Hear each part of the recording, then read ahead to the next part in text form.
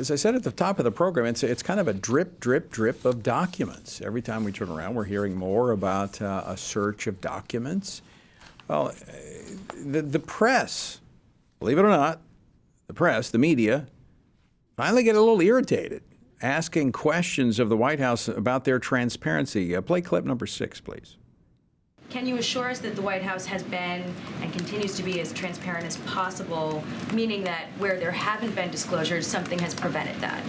What I can say is what the president has said many times, and you've seen it in our statements, is that we are cooperating fully. The president and his team is cooperating fully, and we will continue to do that. And I'll just leave it there. Again, that was White House Press Secretary Karine Jean-Pierre putting the White House spin on stuff. Well, yesterday, FBI agents searched President Biden's Rehoboth Beach house in the ongoing probe into the president's mishandling of classified documents. Now, according to the reports, the effort yielded no additional documents with classified markings, although they did take away what they described as notes and notebooks and some things of that nature. But here's what we know is that the president's personal attorney is the one that's been describing the searches to the media. Now, the contrast between yesterday's FBI expedition and how a weaponized Department of Justice treated former President Trump could not be more apparent. Joining me now to discuss this is Congressman Ralph Norman. He serves on the House Budget Committee, the Rules Committee, the Financial Services Committee. He represents the 5th Congressional District of South Carolina. Congressman Norman, welcome back to the program. Great to be with you, Tony. Thank you. All right. According to reports, the FBI agreed to a written litany of terms before conducting this search. Now, this is quite a contrast to what they did when they raided President Trump's home. Right. What are we to make of this? Two-tiered system of justice, one for Democrats, one for Republicans, particularly with Donald Trump. Tony, look at the differences. I mean, with Donald Trump, you had the sirens blaring, you had the 27 FBI agents, you had the media there. They asked to turn the cameras off. They would not let President Trump's attorneys in the room when they were searching the documents. Contrast that with what happened to Biden. Not only did they know about it prior to the midterm elections, they held it, both the Department of Justice, FBI, they held it secret until after the midterms. And then in January, they started searching for it. But you notice they're letting Biden's attorneys go through all the documents. And when are they going to start defining what they're finding? I mean, does a box of documents, what's in there? How are they classified? Where are they looking? How did they know to go there in the first place? And the first thing I saw when I saw his house, I knew he had 2 or 3 houses.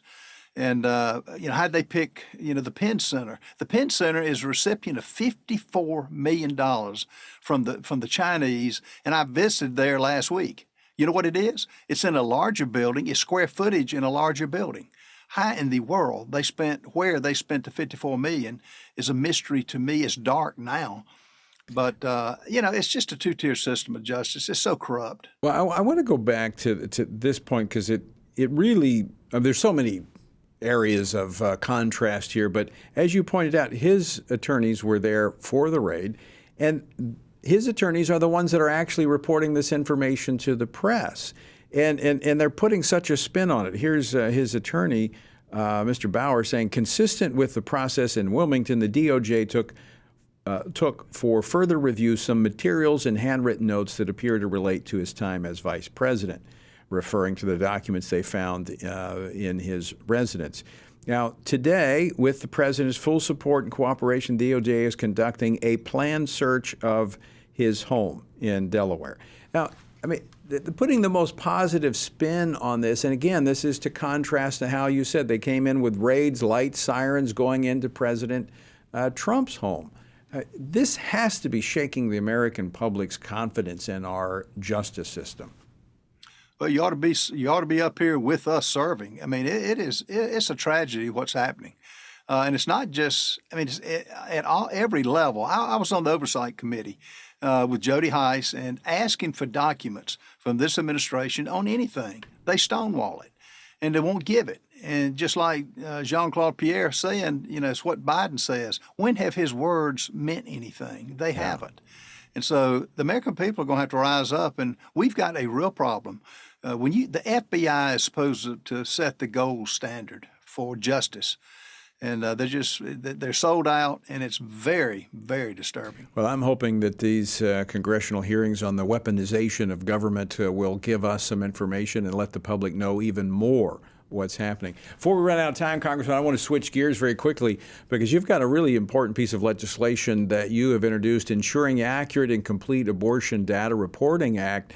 This would simply make states or encourage states, incentivize states to report to the CDC information regarding abortion so that we know what's going on. Well, first of all, Tony, states don't have to do it, as you mentioned. Family planning is supposed to prevent abortions. And the fact is, we need to know how many abortions are being performed.